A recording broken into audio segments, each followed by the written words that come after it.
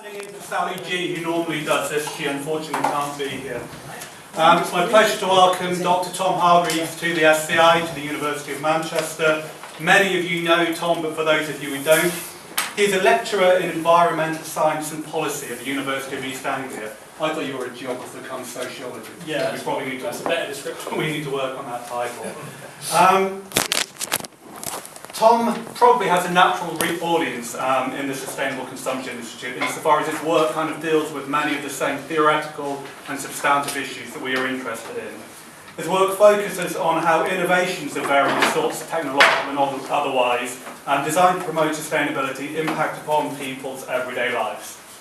He's published widely around a variety of themes, including the application of theories of practice to the question of pro-environmental behavioural change, the integration of the multi-level perspective and theories of practice.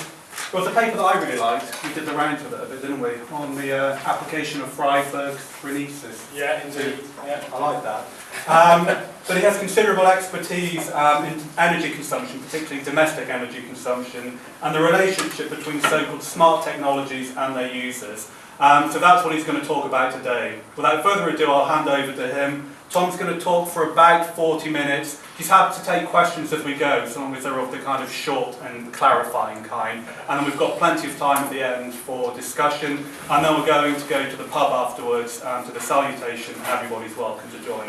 So, welcome, Tom. Brilliant. Thank you very much, David. I'll try and make that keep it to 40 minutes if we go to the pub afterwards. That sounds very good. Yeah, thanks, David, and thanks very much for the invitation to come up here. I think David's right in that hopefully the work that I do does have something of a natural audience in SCI, and that's partly because I'm directly trying to speak to and speak with lots of the work that's coming out of the SCI and the people around this room now, and I'm very inspired by lots of the work that goes on here, so it's really nice to be able to come and talk to you about the stuff we've been doing. I'm going to talk today about one research project I'm involved in, which is called the REFIT project. I'll say a bit more about that later, but I should preface this by saying it's not entirely my own work.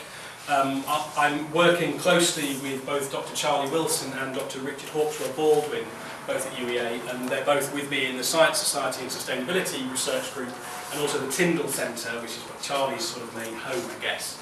So they should get at least some of the credit for some of the stuff, and they should get all the blame for any errors, inconsistencies, inaccuracies, and so on. Right, so a quick kind of outline of the talk then. So I'm going to talk about smart homes. I'm hoping that a lot of you will already know what smart homes are, so I'll try and whiz over that a little bit. But what are smart homes? Why do I think they're interesting or important, particularly in relation to energy use and sustainable consumption? Talk a bit about the REFIT project, what are we doing and why are we doing it? And then I'm really, the kind of empirical kind of content of my talk today is going to focus on three different bits of work within the REFIT project. One around a systematic literature review and how do we understand users of smart homes in the academic literature. One around a content analysis of industry marketing materials about smart homes. And then the stuff that I would really welcome actually help and comments and advice on, because it's the stuff I'm really thinking about now and it's the most kind of it's emergent as I'm talking through it, is really trying to think through how can we understand ICT use and by extension smart homes in everyday life. And this is where I'm going to talk a bit about how we're using theories of practice and so on, and then talk about some emerging conclusions. So what are smart homes? Again, I expect a lot of you will know this, but essentially these are the kind of very common images you tend to see of smart homes, and you can see at the bottom here the big list, and if you can read it, the resolution's not brilliant, but they consist of a range of different things, all the way from motorised curtains and automatic pet feeders to security systems, lawn moisture sensors, door sensors, all sorts of different sensors to understand what's going on in the home, which are then combined with some kind of intelligent agent, is the idea, that actually based on its understanding of the state of the home and its users, tries to make some kind of decision in order to achieve some kind of goal, some kind of aim, which might be security, energy use, and so on. Generally speaking, smart homes have three kind of core elements. Context awareness. This is a network of sensors, a network of monitors that sense what's going on in the environment. Feedback and user interfaces. Somehow the information that those sensors gather and collect is made sense of and presented to users in such a way that they can hopefully change what they do or make sense of it, understand things. And then this kind of more automated aspect, the intelligent agent, the intelligent control and automation that automatically responds in the way that users have deemed to be optimal, desirable, or so on. This is one particular take on it, Richard Harper, who argues that what makes a smart home smart is the interactive technologies that it contains. So for Harper and his folk in the Microsoft Research Labs in Cambridge, the focus is really about interaction between people and technologies. And this is probably a take that I quite like. When you see images like this, there's a focus much more what my computer science colleagues tell me an intelligent home tries to avoid interaction and do decisions for people, whereas a smart home is actually not as smart as intelligent, but we can talk about that for what's the difference between smart, intelligent, wise, and what have you. But so this is kind of what are smart homes, I guess. So why do I think they're interesting? Why should we be concerned about or interested in smart homes? How do they relate to energy use particularly, which is kind of my interest? One core component and one of the main ways in which smart homes are marketed and sold to people, which I'll talk to you a bit about in a minute, is through home energy management systems. They're presented as ways in which we can radically reduce our energy use and carbon emissions and decarbonise our energy system through a range of different means that can be done automatically for us. Things like optimising energy efficiency in the home, things like turning lights off when no one's in the room, things like turning the temperature down when people leave one room and turning it up in the room they move into, things like making sure the heating's not on when no one's home, things like not turning the heating on an hour and a half before someone gets home when it only needs to be on 10 minutes before they get home to get the room to a desirable temperature, and so on and so forth. One of the major concerns is about using energy efficiently. A second central way in which smart homes are presented as able to save energy, save carbon and so on, is through automating responses to price incentives, real-time tariffs and so on. So actually allowing demand response to occur more automatically and more efficiently. So actually the home will be able to sense what energy you're using and actually can respond to, can cut things back when energy prices are high and actually use things when energy prices are low. So we can automate that sort of thing. And then the final way in which smart homes are presented as important and interesting from an energy management perspective is linking the home to the wider smart grid through smart appliances, through microgeneration technologies, so they can sense, for example, when's the wind blowing, well now I need to use electricity from my wind turbine rather than from the grid. They can sense, for example, that your next door neighbour might have some electricity left over in his car battery that you could borrow at that particular moment in time because he or she isn't using it. So they can actually connect your home to a wider community in order to optimise the use of low carbon electricity rather than high carbon electricity.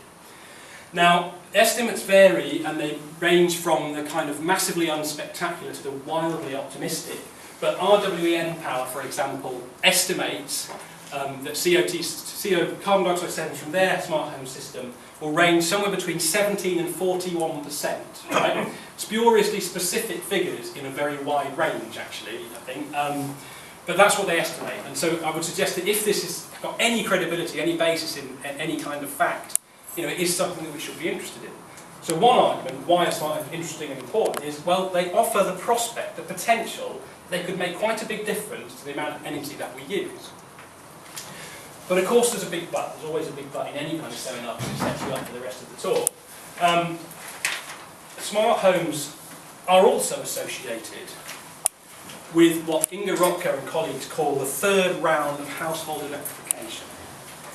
Their argument is, and this is Danish data here, the graph, is that particular technologies have been associated with ever increasing rounds and rises in overall levels of electricity consumption.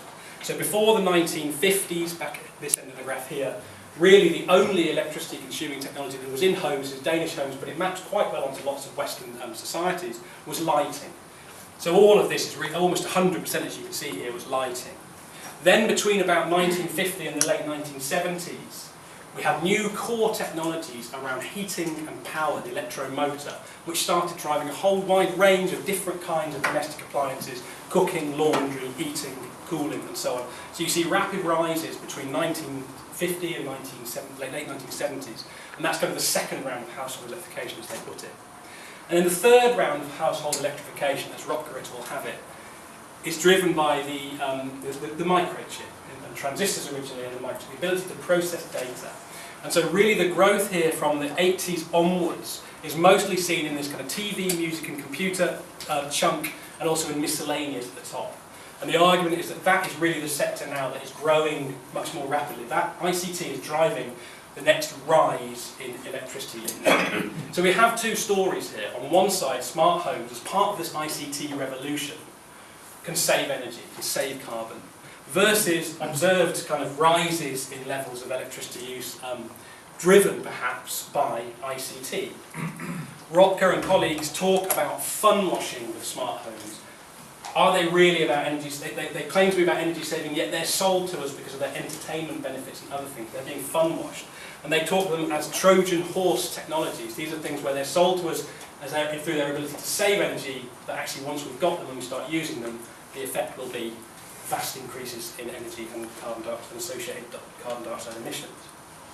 So really this remains kind of an open question, and this is one of the points that Rotker et al. Make, is that each of these technologies, from lighting to heating and electromotors to ICTs, has led to dramatic changes in everyday life, to social practices. They all made new practices possible, relationships between practices possible, and so on. And yet we don't know yet what the longer term impact of ICT technologies, of this massively increased capacity to process data on the move, what impact that can have on our everyday lives and in association with that in energy use and other resource consumption. So for me, smart homes are very interesting and important because on one hand they're claiming to help us save energy, yet on the other people suggest they're going to have the exact opposite effect. So that's why we wanted to do something on smart homes, and we got some EPSRC funding working with colleagues at Loughborough University and Strathclyde to do the refit project. The broad aim of the project as a whole is to explore the use of smart home technologies and trying to use that data that smart home technologies might be able to collect to help people make better decisions about retrofits in the home. What's the best decision for them to make? So it's actually a very functional, quite instrumental model for the project as a whole. The way it will do that is through a field trial of 20 smart homes in Loughborough. So we've done this, it's going on now, recruited homes, and we are kitting them out with a wide range of different smart home kits that's linked to security, electricity use, heating controls, a wide range of different aspects in which they can smartify their homes, as it were. But whilst the project itself is quite kind of instrumental in it, can we gather this information and feed it back and help them make better decisions? At UEA we probably have some more foundational kind of social science questions that are driving our interest in the project, I would say. And this really is about, well, who's going to use these things? And how, if at all, are they going to use them, and with what kind of impacts? So actually we're not perhaps so much interested in the information provision to improve decision making, but more the general questions about, well, what difference do these things make to people?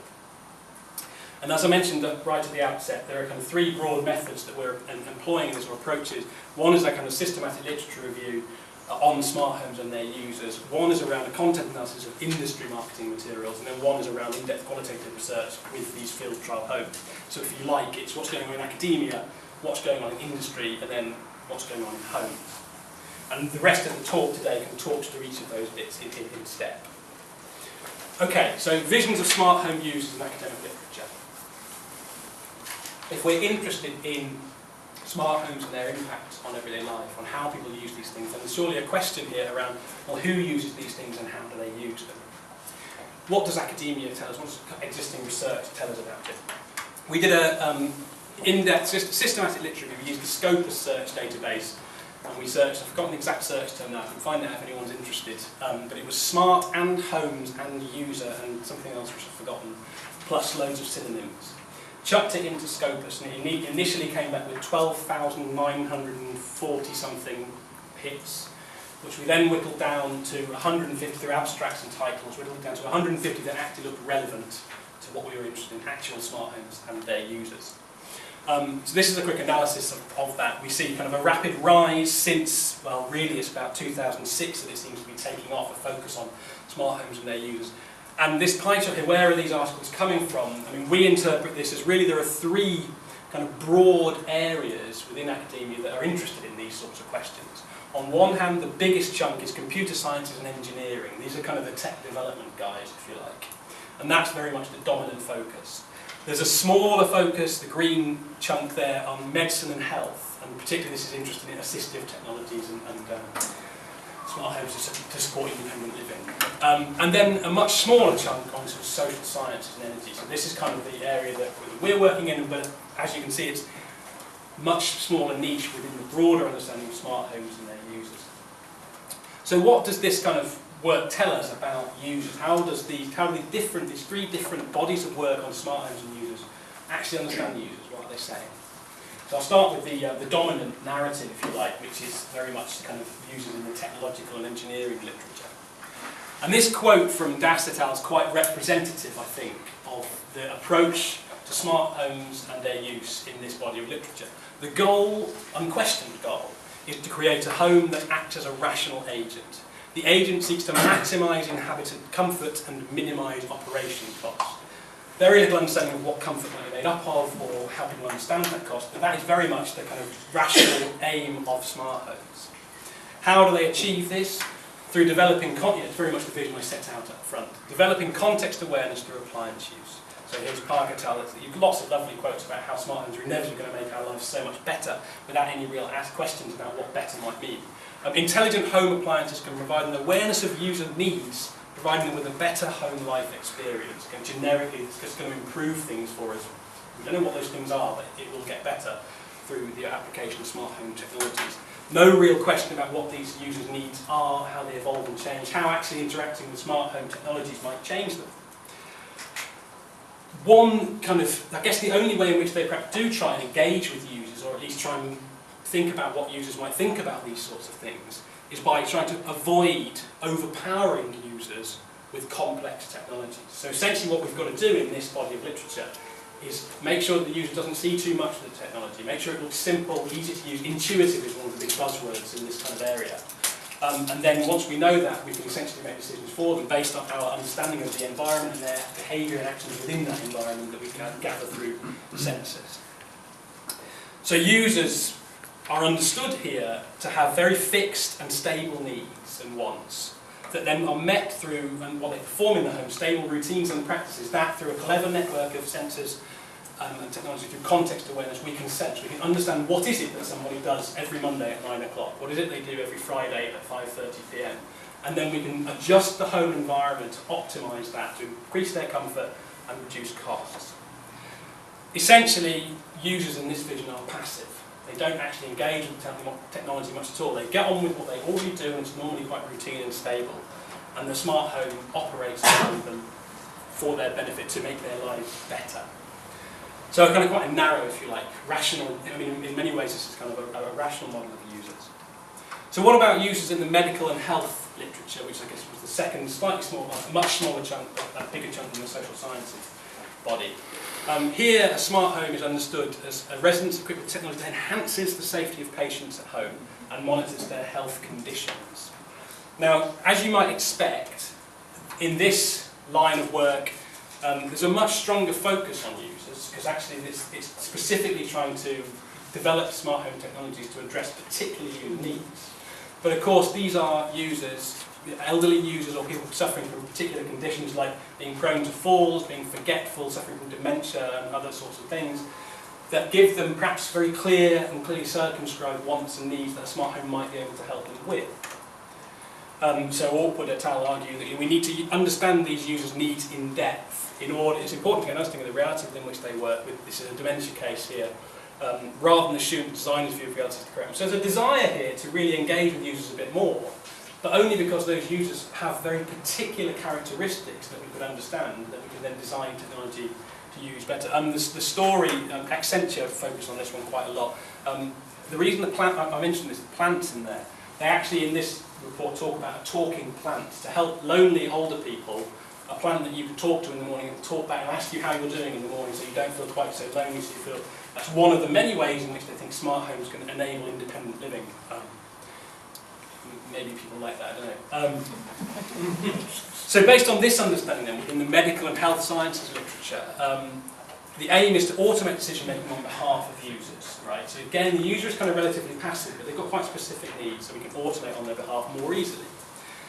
Again, users are understood to have largely fixed and stable routines, But the point here is that they deviate from it, they fall over or they forget something and so on, that the smart home can help it. It can be automatically detected, and it might be able to ring up the relevant healthcare provider or ring up a named contact who can come around and check that they're okay and that sort of thing. But again, they're essentially passive in the operation of smart homes, which may be essential, particularly in cases where people might not be able to interact with the technology. So it's a different model of users, but again, it's quite a kind of shallow one, if you like. And then kind of the big reveal, but which won't be at all surprising to most people, I should think, in this room, that users in the social science literature are quite a different beast again. Here, it is users, rather than technologies, who imbue their homes with intelligence by continually weaving together things in their physical worlds with their everyday routines and distinct social arrangement. Here, smartness and intelligence isn't understood as a property of the technology, but as something that emerges through interactions between users and that technology. Users' lives here aren't seen as stable, predictable, routine, fixed, and essentially the same across time, but characterised instead by forms of emotion and pragmatism. It's not about rational decision making, it's about affect. It's about negotiating lots of competing demands and satisficing. It's characterised by living with other people and being forced to negotiate and compromise on your wants and needs in order to live a happy-ish family life. Characterised very much by breakdowns and unpredictability rather than routines and predictive, regular routines across normal everyday life. So this, the kind of implication for smart home design from much of this literature is a need, rather than making decisions for users based on context awareness or ambient intelligence, rather that users themselves should always be in control. Computers should not make choices for users, but the other way around. So here we have again a very, very different model of users and their everyday lives, where it's about messy, complex, unpredictable, changeable lives, not routine and stable. And there's a desire here for control, really. So a big kind of theme around control, particularly in this cooperative literature, and who is in control of a smart home, not just of the appliances within a smart home, but more broadly using control of different things that go on within homes. So that kind of gives a nice overview, I hope, of the three kind of core bodies of understandings of users in the academic literature on smart homes. And then we kind of thought, well, it's interesting that that's what academia kind of is telling us. But which of those visions, and in what ways, is that getting into the way industry are currently thinking about smart homes? Now, we looked at industry marketing materials. Part of the reason is there aren't actually many smart homes that exist. They are coming, and there's a lovely quotation from Val Haynes down at Loughborough that smart homes are a part of the future whether people want them or not, seems to be the main thing. Very much characterised by a strong technology push. We can develop this stuff and we'll just wait and see what sticks and what doesn't. But so we had to look then at visions of users in smart home materials rather than real examples of stuff that's gone on so far. So we did a content analysis.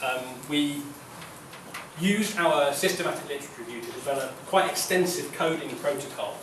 I think it had about 60 different kind of categories within it, with each of which would then link to a series of kind of subcategories and codes. I can only give you a glimpse of that, obviously, but I'm happy to talk much more about it or share stuff if anyone's interested. What we then did is we tried to find a more or less representative set of smart home companies who were active in this market. So we looked at the Smart Homes Europe conference in 2012, which was hosted in October in Amsterdam.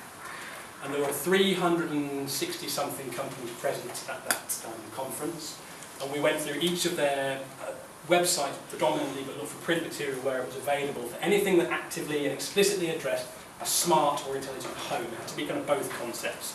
And immediately that knocked out quite a lot of the companies. Most of them were involved in very particular components of a smart home, but not a smart home, a whole smart home setup. So it reduced quite rapidly from 300 something to 62, well, actually it was 52 that we finally found. Then we became a little concerned that the sorts of companies that go to these big trade shows and pay the thousands of pound delegate fees actually are likely to be much bigger companies. So we should focus instead on a bunch of sort of smaller companies and SMEs that are involved in actually creating smart homes on the ground for kind of real people who go into homes and install this kit. And so we got a very small subsample of just 10 companies, all UK focused, that bumped our numbers up from 52 to 62, but that hopefully tried to cover both the very large companies such as IBM, Siemens, Samsung and so on, all the way down to Eaton Smart Homes, who I think are based in Norwich somewhere, which is great being at UEA of course. So what do we find in this when we put it through our kind of coding protocol? Well, one of the kind of things we looked at is how do they market the benefits of smart homes to users? What do they think people are going to want from these things? And so from our literature, we've identified a range of potential benefits that users might want. And what we find is that there's a big focus on saving energy. That does seem to be one of the, well, actually the most predominant focus across these materials. But there's then a kind of second line of focus on saving time, saving money, and kind of security. Nyborg and Rocker refer to this as a melting pot of different aims for the smart home. There's really no clear understanding yet about what these things are for, but these are kind of dominant themes within them, and energy management seems to be one thing that's leading the way, perhaps. Who are they actually marketing to? Can we identify particular categories of users within these marketing materials that they are talking to? And we'll hear, aside from a niche kind of group of users in the kind of assisted living technologies that is really around elderly or disabled people, generally speaking, there's almost no explicit consideration of who these things are for. They're presented as kind of all-purpose. Everyone should want one of these things. Surely, look at the amazing things it can do to improve your home life experience. So very much an all-purpose kind of market that it's aimed at. Yeah. Is that really true? I mean, isn't it much more aimed at men? Probably, but that's kind of hard. How would you code for that? I mean, a lot of what we were doing anyway was kind of wasn't explicitly focused on it, so we were kind of reading between the lines. You have to see who actually was interested. A couple of interesting points on that. Almost invariably, when there are the vast majority of pictures of smart homes, we did look at the images. I'm not talking about that today. First of all, they normally don't feature any people at all, and no sign of living in whatsoever. They're almost invariably brand new show homes with lots of glass, very bright, not actually lived in homes. So they're very artificial. There is actually no vision of a retrofitted or real life smart home in these materials. Where people do feature, they're almost invariably a middle class white couple with children, right? So it's a couple, and occasionally older people with their feet up by the fire. But you know, where we talk about where they are explicitly do feature, there's both genders equally represented. So in that respect, no, they don't appeal to men, although I would firmly agree with you that in terms of who might actually be buying into this stuff, it does tend to be a male-dominated kind of market. So all-purpose users. Again, and lots of this is kind of inferred rather than explicit, but what do people, how they interact with these smart homes, what sorts of things do they want from them? Generally speaking, this was about a kind of goal-oriented form of kind of information provision. A smart home will help you because it will give you information to allow you to make better decisions on your energy management, security, or what have you. Wasn't generally about this intelligent home that will learn your routines automatically and render you passive. It wasn't that kind of high-tech computer science vision. It was much more about information provision, rational decision making. With a secondary focus on emotional decision making. Here we were talking about particularly the Philips Dynamite smart home, was the one that sticks in my mind. Allows you to set up your homes to make a fun atmosphere or a kind of, a party mode and these sort of things. So you can set up your home to suit your mood. So less a kind of rational decision making, more a kind of emotional one. And occasionally mentioning that smart homes will help you juggle lots of different tasks, deal with a more pragmatic form of decision making. So users, generally speaking, rational, but some kind of more emotional characteristics emphasised. And then kind of, well, how are they going to actually interact with this smart home? This is one that I'm quite interested in. Within a lot of some of the social science literature, there's a kind of interest in actually getting users involved in the design phase. A lot of the history of smart home development has been driven by hobbyists who make their own home smart just through their own interests in electrical engineering and computer science.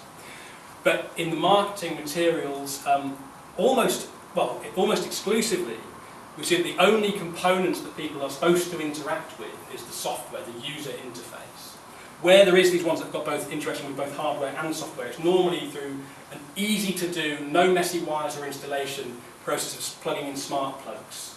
So it's something that you don't, that's a specific thing where you do not need to become an IT manager to run this smart home. So you only engage with the software.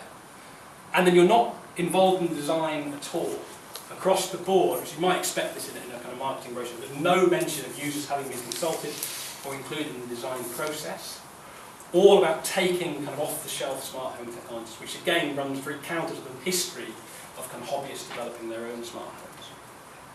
So actually quite a limited engagement with users, only kind of right at the end of the scale. Once you've bought this stuff off the shelf, installed it in your home, you can then engage through the pre-made software, which you can then customise and tailor to your wants and needs, but only after we've kind of finished with it. And then the final kind of bit that's kind of quite interesting, just because some of the work I've done elsewhere on kind of how people negotiate energy feedback in everyday life, is to what extent do they think about users in the home, who actually use it, who gets to control this sort of stuff.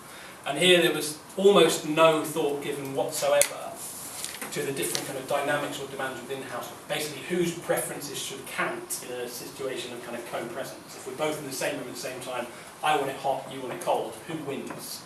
Almost no, not clear or not mentioned in 56 out of 62 materials here. So I guess kind of what we kind of conclude from this, I mean obviously there's very limited attention to users, but where you can kind of draw a dominant picture of users, it's about a rational type of user who's interested in saving energy amongst other sorts of things, lives on their own, doesn't really live with other people, and only really wants to take, so they're interested in technology, but they only don't really want to get involved in the making or the design of it, they just want to take it off the shelf and install it in there and then customise and tailor it. So whether or not that user really exists, of course, is a very interesting set of questions. But that's what industry seems to think from our content analysis. So I've covered academia, I've covered industry, and then the last bit of the work, this is the bit that I'm kind of really engaged in now and where I really welcome kind of input and thought, is around kind of use of ICTs in everyday life. Now, David suggested that I might talk a bit about kind of some of the theories that we've been using and how we're trying to use them, so I just thought I'd do a bit of a kind of conceptual detour at this point in the talk, and this probably won't be surprising to anyone in this room, I should think. But the dominant model, I would say, of users in the kind of smart policy arena at the moment, and much of the industry, is around users as technology adopters. So I take this diagram from the Smart Meter Central Delivery Body last year, and their understanding is that all we need, people in this model feature only as technology adopters. They're only either early adopters or laggards. They're basically defined only in relation to their attitudes to a technology. The Smart Meter Central Delivery Body sees its role as simply a matter of getting people to say yes and start to use the technology, nothing beyond that. And they essentially see that as essentially linear process of developing people's knowledge of smart technologies, persuading them it's the right thing to do, getting them to make the decision to actually install these things, and then eventually that decision becomes confirmed as they see the benefits of this new smart technology. But so it's a very kind of narrow vision of users, kind of by comparison to some of the things we've seen in the academic literature, aligns relatively well, I've thought, with lots of stuff in the smart home marketing materials. It aligns particularly well with the idea of you take technology off the shelf, and that's really what's all about, just making the decision and starting to use it.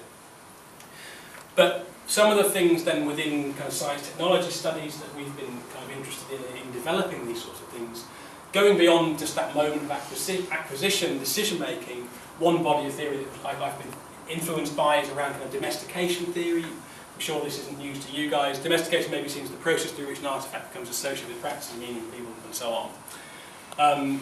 Silverstone and others kind of argue, well, there's 4 stages of domestication. There's a process of appropriation, actually getting this thing. Then there's a process of objectification. When you put it somewhere in your house, how do you actually deal with its thinginess, with its objectness? Where does it sit? Does it sit in the nice nook and cranny between the bookshelves? Does it get in the way? How do you actually kind of put it into your home? Does it fit with the aesthetic? A process of incorporation into routines and practice. To what extent people actually use the thing now you bought it? And then the final, perhaps most interesting process that they talk about, kind of conversion. How does it then change the way you see yourself, your identity, and the way you communicate with the wider world? I'm a Mac user, or so on. So that's what they would argue is a kind of process of domestication. It goes beyond just a matter of saying yes and starting to use it, but actually a much more kind of co-evolutionary process where the technology shapes the user and vice versa. But this body of work, which I think goes a lot further and is much more interesting than some of the technology adoption work, has been critiqued, is kind of very limited. It's been critiqued for focusing on single artefacts rather than kind of ecologies of artefacts within everyday life. It's been critiqued kind of for stopping too soon, as the way I like to see it. It focuses on stability and closure, what happens when something is in the home, then it's kind of interesting, but actually it stops its analysis then. When you've got it in, people are using it, and that's all fine. But actually doesn't focus on kind of ongoing dynamics, how things can be kind of and re-domesticated over time. And then kind of the central and perhaps most persuasive critique, I think, is that it's focused very firmly on the technological artefact itself. and not on the everyday life or the practice in which that artefact is being used. Which of course takes me from domestication to practice. And now I won't say much about this at all. You're all probably very familiar with kind of Elizabeth Shove and others' understanding of practice as kind of three balls on a dotted line, images, skills and stuff, and practice are made up of these. I've been influenced recently, and I'm quite kind of... I found some of Lenny Kikuya's work it's a pretty simple re-representation of the three balls on a dotted line, but I think actually much more kind of realistic and actually much more helpful when trying to understand incorporation and performative integration of a new artefact into practice. So here all she really does is say, well, there's lots of different blobs in each of these pre-circles, not singular circles, there's lots of them, and they have relationships between them. They're not all involved in every single performance of the same practice, so the same practice might be performed slightly differently in different times. And then the way I've kind of thought through this in terms of ICT, and the way I'm kind of going through it right now, is you can imagine that kind of a new ICT-based artefact, whatever it might be, a smart home interface, gets installed, and so it comes into this blob of stuff. And of course it might have knock-on effects on other bits of stuff. It might make other things, you might have a Diderot effect going on where it makes other things seem outdated. Like for example, as iPads increasingly make laptops seem slow and unresponsive. So it knocks other things out, it changes the understandings of stuff. Similarly, it has knock-on effects within other elements of practice. It brings in new meanings and makes other things seem outdated or new or whatever else. It allows you to develop new skills and pushes out other skills and so on and so forth. And of course it has knock-on effects throughout broader systems of practice. So I've been trying to use this kind of understanding and kind of feed it through some of our initial kind of qualitative data with households, I'll say a bit about in a moment, to really ask about, well, how are new ICT technologies performatively integrated or not into practices? And what is this process and how does it both shape the ICT itself and the practice? What impact does it have? And what impact does it have on other elements and interconnected practices? So as I said, this is kind of early findings. I've not been able to go through this systematic. I've got kind of 3 vignettes to share with you just to finish the talk today. I'd be really interested in kind of your thoughts on kind of thinking through this and how to take it further, because it is stuff that's really going on in my mind at the moment, and actually some of it's been going on the train up here. What we've then done, okay, we've got our 20 homes. Before we've installed any smart home kit with them, we've gone round and done getting to know you tours, interviews and video tours with these 20 homes. We've asked them about their everyday routines, how do you use your home, and we've asked them about technology, all sorts of different technologies within that. How do they use technology in their normal everyday lives, from mobile phones, iPads, computers, to squash rackets and bikes and sewing machines and fish tanks. The actual smart home study is to follow. That's kind of going on as we speak. What I'm working on here is kind of ICT, focusing on different forms of information and communication technologies as a proxy for smart homes. To what extent can we learn about how smart homes might impact on practice through understanding the ways in which people engage with information and communication technologies already? And I know that that's not necessarily a direct comparison, and that's something, again, I'd be very interested in talking to people about and getting your thoughts on. So as I said, 3 kind of just quick vignettes to finish off then. Henry, sailing, the iPad, sailing, and killer Sudoku. So I'm interested in kind of how is it that ICTs change practices and change relations between practices, change the elements of practice and so on. Henry wants an iPad, right? And he wants an iPad for quite specific purposes. Really, he wants it so that he can bid at the very, very last minute for sailing equipment on eBay whilst he's in the pub. He gets quite annoyed that he misses out on the items he wants at the best price because he has to bid. He goes to the pub, I should say, he goes to the pub every Tuesday and Thursday. He used to go Wednesdays and Fridays, but Fridays have got too busy. He doesn't really like interacting with this. I'm not a very sociable person. So he wants the iPad because he was getting annoyed that by bidding 10 minutes before he left and not being able to bid out the pub, he sometimes missed out on things. So he wants an iPad to help him get that best sailing, to allow him to engage in sailing whenever he wants, even in the pub, wherever he wants. But he's also adamant that even if he buys an iPad, he won't use that in the pub to play games, particularly the killer Sudoku, which is what he always does on Tuesdays and Thursdays in the pub. Because he wants to do that from the newspaper, partly because he feels the newspaper is more authentic and real, partly because the landlord, he thinks at least, gets the newspaper in specifically for him to do the killer Sudoku in. Right, okay. So kind of a silly story, right, but an example of how one guy, Henry, who's actually a bit of a computer whiz, he kind of knows all about built these sorts of... He has what he describes as an archaeology of computers in his upstairs study. So for Henry, in this particular example, what we're seeing is the iPad serves to sort of delocalise and what you might call kind of temporarily fragment, i.e. it means you can engage in sailing in small doses at any different time. His sailing practice, right? He can move it around in time and space. He can take it with him into the pub, which he could never previously do. But it also serves, I would argue, to sort of stabilise and reinforce his practice around going to the pub and kill a Sudoku. It allows him to carry on doing them when he wants, at times that he's happy with and convenient with, precisely because it allows his sailing practices to move around in time and space. What it also then is doing is kind of reducing the boundaries or the friction between all of these three different kinds of practice, kind of sailing, kill a Sudoku and going to the pub. It allows him to do them all in the same place at the same time at the touch of a button. All he needs to do is he can bid on his iPad there and then get straight on with the kill a Sudoku. So there's no kind of, he doesn't have to go on a 15-minute journey from one to the next. It's much easier to switch from one practice to the next without any real friction. It brings practice together. So that's one example, and it hopefully gives an example of how we're trying to think through the impact of ICT on practice. Let's look at another one.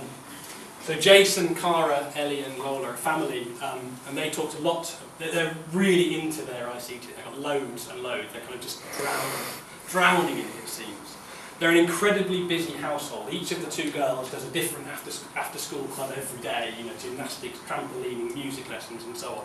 They spend their entire time, it seems, running around, and in order to cope with that they describe themselves as having very fixed routine. They talked actually about dealing with their home life to almost military precision, you know, it has to be such a difficult life to manage.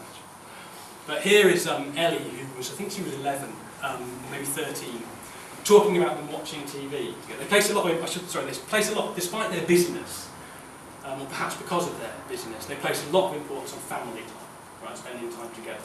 Even though they're all the time, all over in different places, therefore the time when they are together becomes more and more important. So Ellie talking about them in front of the TV. We'll be sitting there and we'll all be watching Grand Designs on the TV whilst Mum's doing a game on her phone or something. Lola will either be complaining about Grand Designs or doing some gymnastics. Dad will either be upstairs watching something or in the room looking at the BBC News on his phone. And then I'll probably be complaining about Grand Designs, not wanting to watch it.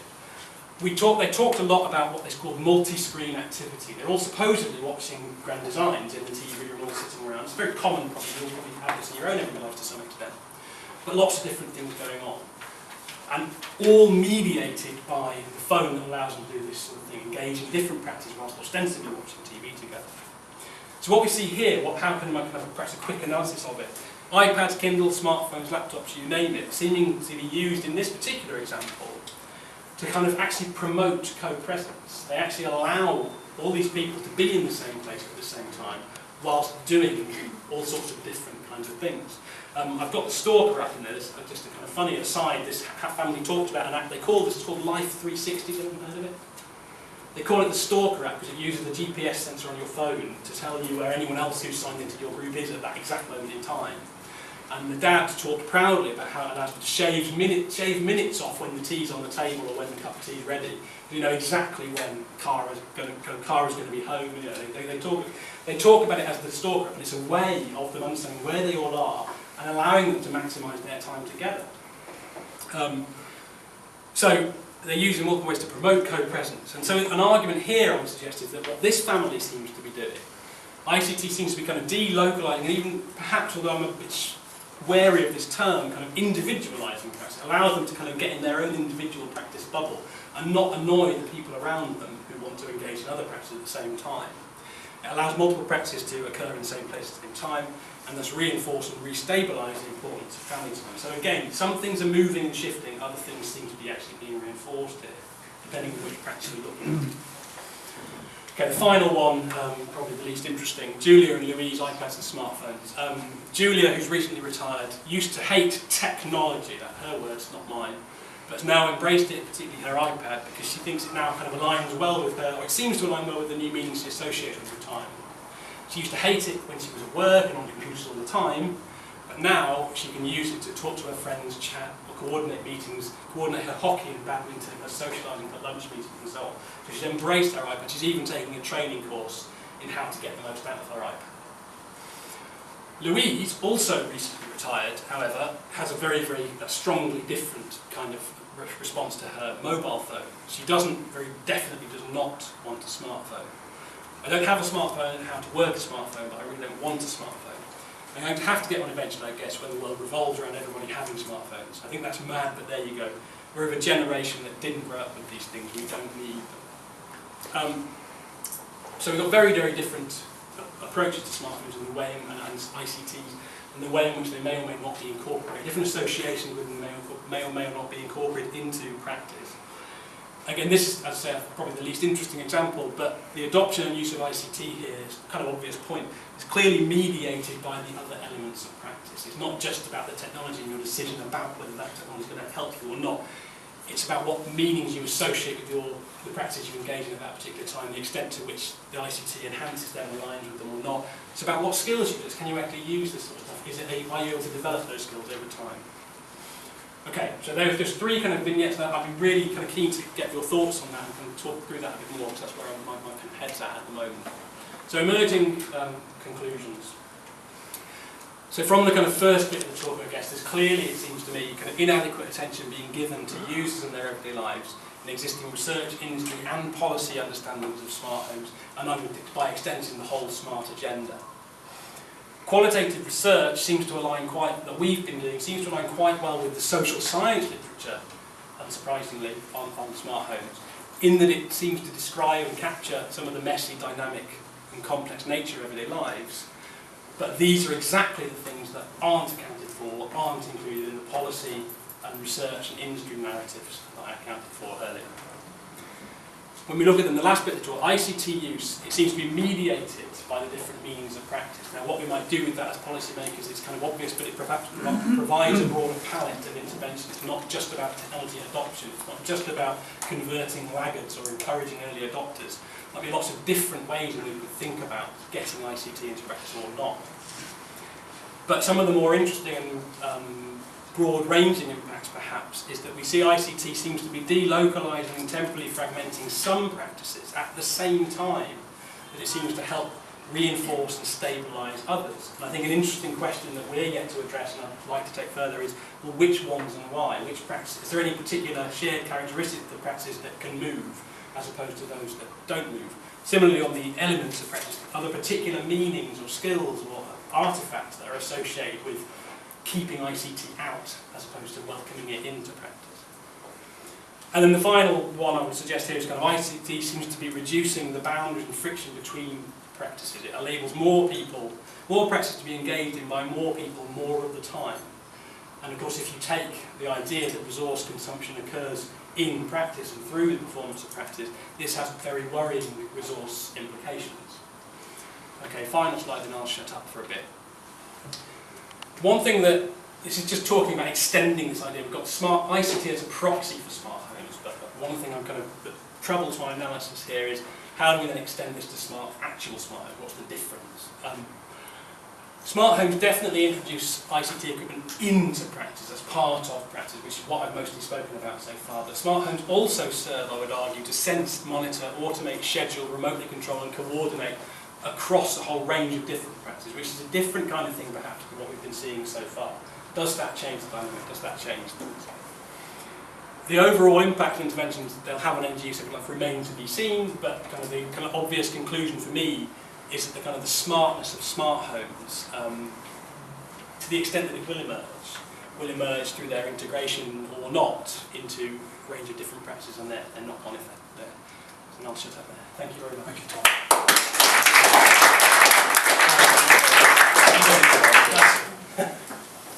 Any questions?